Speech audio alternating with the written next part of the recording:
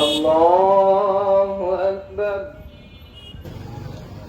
সেই যুগের ইতিহাসের কিছু ছেলেরা এখনো আছে, সেই স্বৈরাচারী থেকে আমরা এখনো পর্যন্ত জানি যে সেই স্বৈরাচারীর দূষরেরা এখনো বাংলার জমিনে আছে।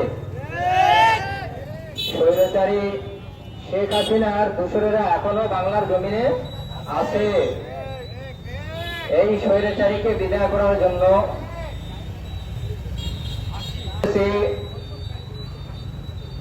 শুধু আমরা ইচ্ছা করলেই এই স্বৈরাচারীকে বিদায় করতে পারতাম না।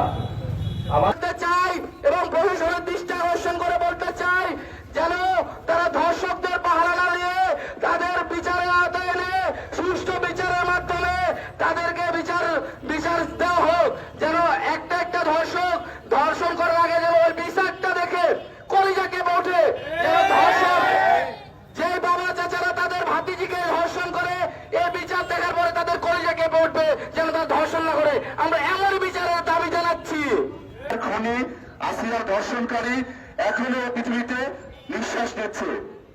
আমি ধিক্কার জানাই। আমি বলতে চাই, আসিয়ার খুনিকে আগামী 48 ঘন্টার মধ্যে ফাঁসি দিতে হবে যে কোনো মূল্যে। আজকে শুক্রবার হলেও দেশের প্রয়োজনে কোর্ট বসানো যায়, সেটা আমরা সবাই জানি। আমরা চাই আজকে রাতের মধ্যে বিচার করে আসিয়ার খুনিকে ফাঁসি দিতে হবে। অন্যায়ের যে বিচার কার্যক্রম, যে ফাঁসির দাবি, সেই দাবি সুনিশ্চিত হওয়া না পর্যন্ত আমরা রাজপথ ছাড়বো না। দেশের জন্য একটা লজ্জার কারণ আমাদের ছোট বোন আসিয়া, যে ছোট্ট একটা বাচ্চা, তার মধ্যে কি এমন লালসা ছিল যার জন্য ওই ধরনের বিকৃত মানুষগুলা তাদের লোভ সামলাইতে পারে নাই। আমার বলতে লজ্জা লাগে যে 2025-এ এসে এরকম একটা ঘটনা ঘটে। এবং আমি বলতে চাই যে আসিয়া মারা গেছে, শুধু আসিয়া মারা যায়নি, মারা গেছে পুরা বাংলাদেশ। আসিয়ার